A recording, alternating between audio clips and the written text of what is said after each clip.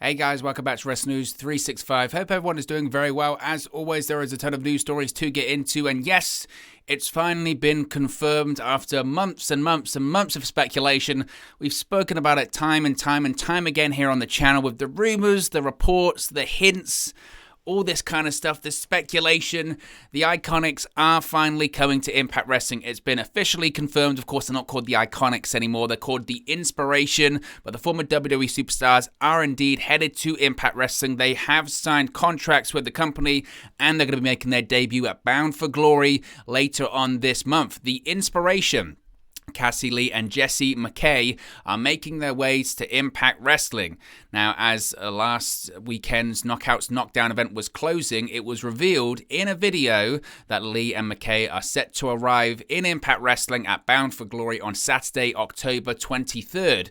Now, formerly known, of course, as Peyton Royce and Billie Kay, both women were released by WWE during its second massive round of budget cuts in April following WrestleMania earlier this year. Following their release, both females expressed how they wanted to remain as a tag team going forward in professional wrestling, no matter where they ended up. There were rumors of Ring of Honor, of AEW, of just the independent scene in general, MLW, Impact Wrestling as well, but Impact Wrestling will be their first promotional appearance since being let go by WWE in April. Now, in an update also, it's been reported by PW Insider that Lee and McKay have officially signed with Impact Wrestling. So that's important as well. It's very important to mention there because sometimes when it comes to people coming in to Impact Wrestling, whether it's big names, former WWE stars, New Japan stars, etc., sometimes it's quite rare that they've actually signed a contract with Impact Wrestling. Sometimes they'll agree to come in, and then afterwards the story will come out. We've covered it so many times here on the channel, haven't we? Whereby,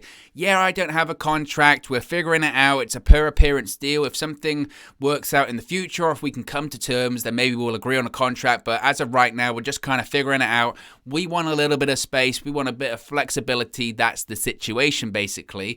That's not the case with the IInspiration going forward. They have indeed signed with Impact Wrestling, and it's a big signing. It's a massive signing for Impact. I think I said time and time again, I know there was lots of speculation about where they would end up, but I've covered the IIconics, the IInspiration, extensively here on the channel when it pertains to Impact Wrestling, and I always said that I felt like it was the most likely destination for them, and it was the destination that made the most sense. The moment that they said, look, going forward, we're going to be a tag team. I know they split us up in WWE. I know that and the way they were split up in WWE was crazy in itself, right? Just a random episode of Monday Night Raw. If they lost a match against the Riot Squad, the losing team had to split up. They split up. Peyton Royce stays on Raw. Billie Kay moves to SmackDown. At the time, the rumor and the report was that Vince McMahon was very, very high on Peyton Royce. He wanted to give Peyton Royce a big singles push. It never happened. Billie Kay almost got over by accident on SmackDown with the whole headshot, resume, CV kind of gimmick that she was doing. She was getting really over as a babyface, as a comedic babyface on SmackDown. So it felt like if anyone was going to get over out of the two of them, it was actually going to be Billie Kay.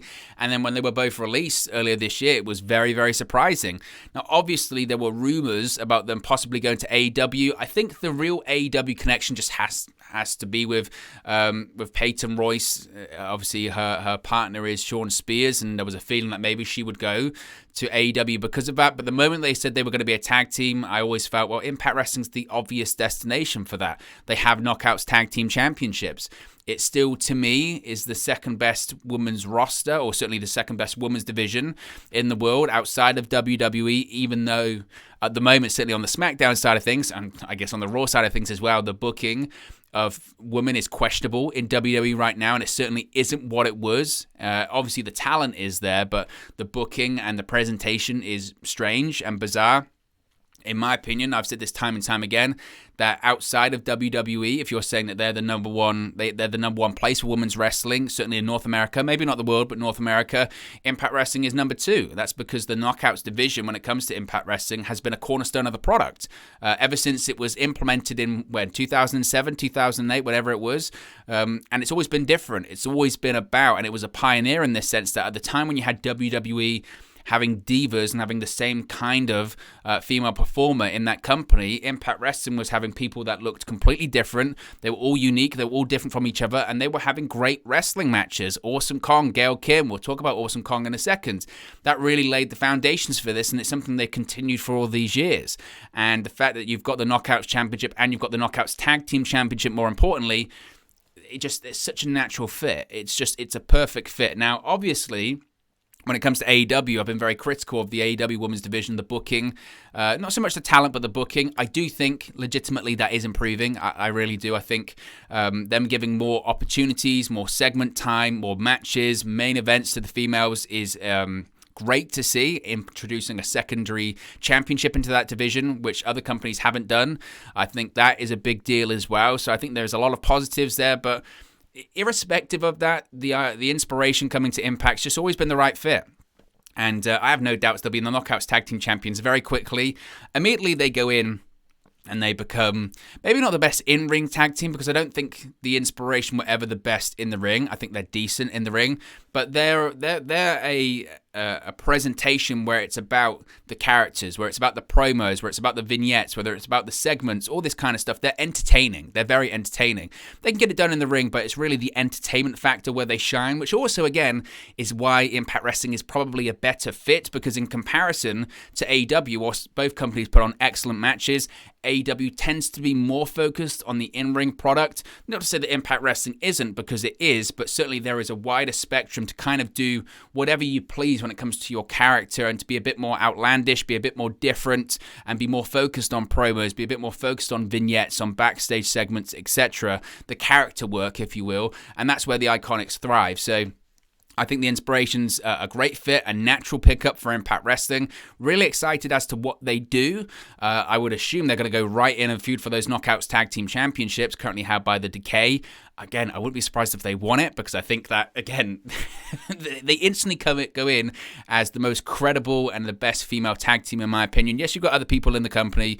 You've got Jordan Grace, Rachel Ellering, etc. But for me, I hope with the Inspiration going in as well, there is more of a renewed focus on the Knockouts Tag Team Championships. Not to say that there hasn't been this year, but I want to see more established female tag teams. And I don't want it to just be singles people put together, which I know sometimes you have to do. I'm not a fan of it, but sometimes it does work. But again, for me, it's a massive signing. It's a great signing, and it's a big deal, and I'm excited. It makes Bound for Glory even bigger, which is already a big event anyway, and you've got two premier female stars debuting at the event. So great news, surprising news. It wasn't really anything that was out there so much. I think that a lot of people, myself included, had kind of thought, well, once their 90 days was up and we didn't hear much about the Inspiration coming to Impact, there was kind of a feeling of, you know what, maybe they are just going to be on the independent scene, and they had their podcast and all that kind of stuff. Obviously, there was a lot of green cards issues, and they spoke about that as well, because, again, this is the first time they're actually having a pro wrestling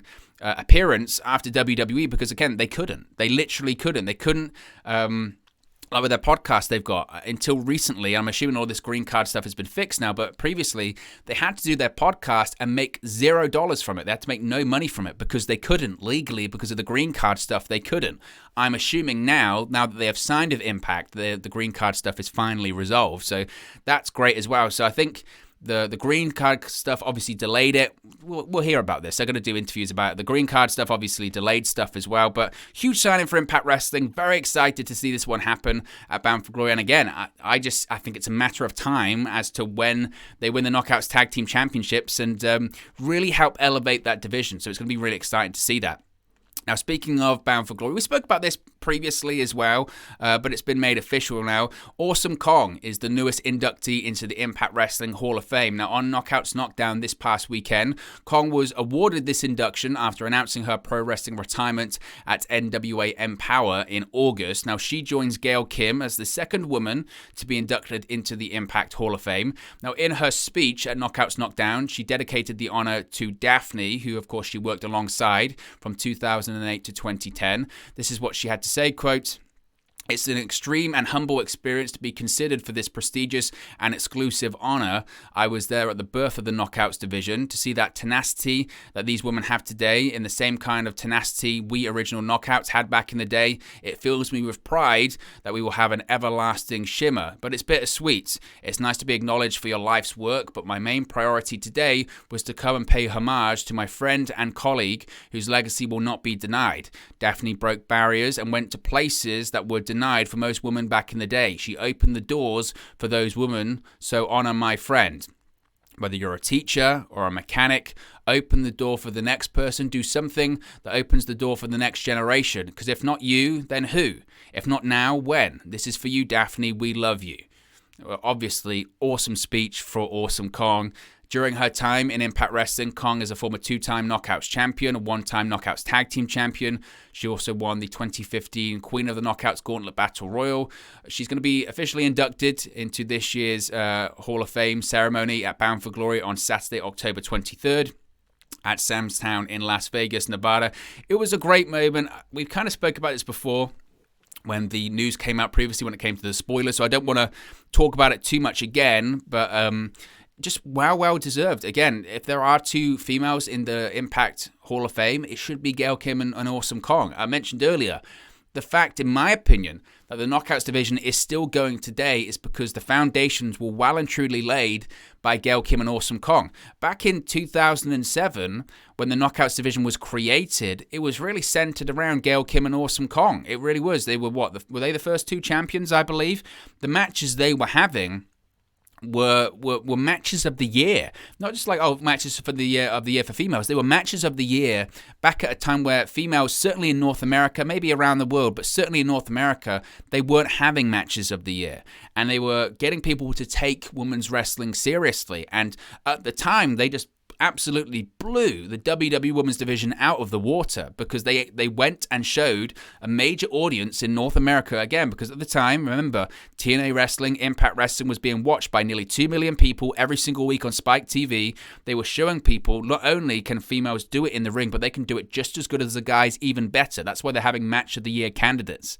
They were pioneers. They absolutely were pioneers. And the matches and the chemistry that she had with Gail Kim was just on another level, and it was just absolutely tremendous stuff. And on top of that as well, not only were the matches that they were having were great, they were in the highest rated segments on the show.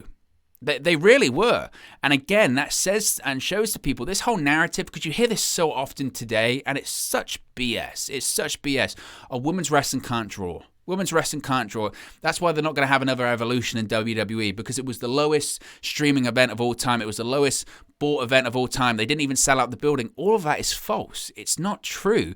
And when it comes to Impact Wrestling, on their side of things, the Knockouts were in the highest rated segments of the show on Spike TV back in the late 2000s, mid 2000s, in a show, a product that was being watched again by nearly 2 million people on average every single week, or over 2 million people every single week on average. They would kill for that number today. SmackDown are very happy with that number today, and Impact was doing that in the mid 2000s on Spike TV. And during that show, which was watched by many people, matches like Awesome Kong, Gail Kim, their segments, highest rated segments in the show. So don't tell me that women's wrestling can't draw, because it certainly can, and that's evidence of it. And they were having the best matches of the year way prior to the Women's Evolution. So Awesome Kong, Gail Kim, absolutely pioneers. And there's nobody more deserving than Awesome Kong. Absolutely deserves her place in Impact Wrestling's Hall of Fame. The way that it ended for her in 2010, with the whole stuff and the Hogan and Bischoff regime and the Bubble of Love Sponge stuff, was just ridiculous and so disrespectful and insanity, to be honest with you. And that wasn't on her. That was a clueless regime. And, you know, I mean, Jeff Jarrett's talking about it on his podcast at the moment, and it's crazy. It's absolute crazy. And she deserved way better than that. And absolutely deserves her recognition for being such a trailblazer, not just in women's wrestling, but in the Knockouts division as well, in Impact Wrestling history. So massive credit to her, and excited to see her officially be inducted into the Hall of Fame later this month at Bound for Glory. Speaking of Knockouts Knockdown, Mercedes Martinez won the Impact Knockouts Knockdown tournament this past weekend. She won the Knockouts Knockdown tournament. She earned a future Knockouts Championship match with her tournament victory. She defeated Brandy Lauren in the first round, Rachel Ellering in round 2, and then defeated former Knockouts Tag Team Champion Tasha Steelz in the final of the 8-person tournament. Mercedes Martinez pinned Steelz with a KO bomb. So this goes to basically confirm that Mercedes Martinez coming in isn't just for Knockouts Knockdown. She's part of the roster going forward, and it's a great addition. And you have to look at the names that they've lost in the Knockouts division over the course of the last 12 months, whether it's Taya Valkyrie, whether it's Kira Hogan, the list goes on of the names they once had in that division that they no longer have, and still they just constantly replace it with great talent. Deonna Purrazzo, Mickie James, Mercedes Martinez, the list goes on. And it's going to be fascinating because, well, let's face it, I know that Deonna Purrazzo is going to be facing Mickie James at Bound for Glory. Mickie James, I would be very surprised if Mickie James won that. In my opinion, Mickie James is coming in to do what everyone else has done over the course of the last 18 months or so, and that's put over Deonna Purrazzo, and rightfully so, by the way, because Deonna Purrazzo, in my opinion, is one of the best pro wrestlers on the planet today, male or female. She's certainly the best female pro wrestler, or one of the best pro wrestlers on the Impact Wrestling roster right now. She's just that good. The fact that you're getting these veterans lining up and wanting to actively face Deonna Purrazzo and put her over, whether it is Mickie James, whether it's Melina, whether it's whoever, Jazz, you name it, it's because they know that she is special. So I think that Mickie James is going to do the same. I think Mickie James is going to put over Deonna Purrazzo in a big way at Bound for Glory. And then I suppose that then opens the door for Deonna Purrazzo to face Mercedes Martinez, which is an interesting one because, again, Martinez isn't going anywhere anytime soon. Will Martinez be the one to defeat Deonna Purrazzo? It's difficult, and I know people will get really upset with me for making this comparison, but I compare it to like Roman Reigns in WWE. Not on the same scale, obviously. But what I mean is that you look at Deonna Purrazzo and you say, well, she shouldn't lose the title anytime soon. In the same way that you look at Roman Reigns, go, I don't care if he's facing Brock Lesnar. I don't care if he's facing John Cena, Edge, or whoever it may be. He should hold the championship at the very least until WrestleMania next year. Because I look around on the roster and I go, who is a credible person to beat him for the title? There isn't one. There isn't a credible name there. It's the same for Deonna Purrazzo. There isn't a credible name that I see on the Impact Wrestling Knockouts roster right now, and I go, that should be the one. That's the one that beats Deonna Purrazzo and they make a new star. I don't see it. So despite Mercedes Martinez winning the tournament, I don't see her defeating Deonna Purrazzo for the Knockouts Championship. I don't. This is an interesting story. Bronson Reed recently did an interview with Sportskeeda, and he spoke about his post-WWE career, names he would like to face, and he mentioned an Impact Wrestling name, and it could indicate that maybe we see Bronson Reed inside of an Impact Wrestling ring very soon. So this is what he had to say, quote, outside of there, I've been watching Impact, I've been watching AEW, I've been watching New Japan, I've been watching the Indies as well, so I always see, I think styles make matchups, so it's not always the biggest guy, the big guy versus big guy work. There are a lot of big guys that I could have matches with. Miro and AEW would be a great matchup for me. Moose in Impact is someone I'd like to get in the ring with, and pretty much the whole New Japan roster. So look, Bronson Reed would be a great addition to Impact. And I know a lot of people would say, well, Impact Wrestling, same as AEW, constantly signing ex-WWE guys. Bronson Reed's a great pickup. He was North American champion just a couple of months ago. He was having main roster dark matches, and then Vince McMahon decided he didn't like him. But it doesn't mean he's not good. Triple H saw something in him. So he could have great matches, and the way he can move around for a guy his size, it's very reminiscent of a Bam Bam Bigelow. And he even paid tribute to Bam Bam Bigelow a couple of times, didn't he, Bronson Reed? Because again, that's his quality. He can be at that level. He can. So I think that would be a great signing. And Impact Wrestling has kind of become the land of the giants somewhat, hasn't it? With Moose, W. Morrissey, etc. I wouldn't be surprised at all to see Bronson Reed come in to Impact. I know that I think he probably wants to land in AEW. I just don't see him landing there. I don't. I think Impact would be the better place for him. And I think he would probably, and again, this is a prediction on my part, I don't know if this is accurate, but I see Bronson Reed signing with like an Impact and also doing a dual thing with New Japan. And I think the fact that he would be with Impact kind of allows that duality with New Japan. Of course, any company allows a duality with New Japan, but I think that's probably the direction he's going to go in. I think he's going to sign with Impact, compete primarily in Impact in North America, and then obviously he'll be competing for New Japan as well. Initially in the New Japan Strong shows in America, but eventually going over to Japan, because a guy his size with the presence that can move around like that, he's money. He's absolute money in New Japan, and I think he would do very, very well there. Finally, I've seen a lot of comments. People ask me all the time, what's going on with Kayla Kelly? Of course, we know that Impact Wrestling was very interested in her. Well, she's revealed that she's stepping back from wrestling for the remainder of the year due to health issues. Now, she said in a lengthy statement on Twitter last week, quote, "Unfortunately, I'm writing something that really annoys me and I wish I could avoid. Since coming back to wrestling, I've noticed that something was off. I've tried my best to hide it, mainly because I wasn't understanding what was happening and because I wanted to keep on wrestling. Thankfully, none of you picked up on it, but only my opponents knew what was happening. I've been having a lot of trouble breathing and to the point where I couldn't take a breath. And no, this isn't COVID related because I've never had it, don't have it. It's just me not being capable of breathing. So with that said, I've pulled away from all my wrestling commitments for the year and I'm going to take some time away to fix my nose and my breathing. I didn't want to do this, but health should always come first." And it sucks because, again, we'd spoken about this time and time again here on the channel.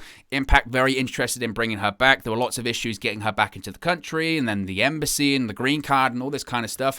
So it sucks that she has to take the remainder of the year off because of these breathing issues. But like she said, health always comes first. Always come first. At the end of the day, people might not like me saying this, but it's just pro wrestling. So hopefully, fingers crossed, she can recover and come back bigger, better, stronger next year and possibly in an Impact Wrestling ring. But look, guys, as always, this is just one man's opinion. What are your thoughts on all these Impact Wrestling news stories we've spoken about today? Let me know your thoughts in the comments section below. I'll do my best to respond and reply to all of your comments. Really enjoy interacting with you guys, talking about Impact Wrestling, AEW, WWE, New Japan Pro Wrestling, all things pro wrestling here on the channel. So be sure to get involved in the community. Drop a comment below. All opinions are welcome. If you have enjoyed this video, please do smash a like on the like button too. Really does help us out here on YouTube. Go to the rankings and get into people's recommendation feeds if they haven't seen our videos previously. But most importantly, if you haven't already, please do subscribe to Wrestle News 365. You can do that by clicking the bottom right hand corner of the screen right now. Or if you wait a few seconds, there'll be a subscribe button at the end of this video along with another video for you to watch. Thank you very much for watching, listening, streaming, or have you come across this video today. And I'll speak to you again very, very soon. Hey guys, thank you for watching, listening, streaming, or however you come across this video today. Be sure to click on the video on the right there to watch our next video, or click the bottom there to subscribe, or the bottom right hand corner. Thank you very much, and I'll speak to you again very soon.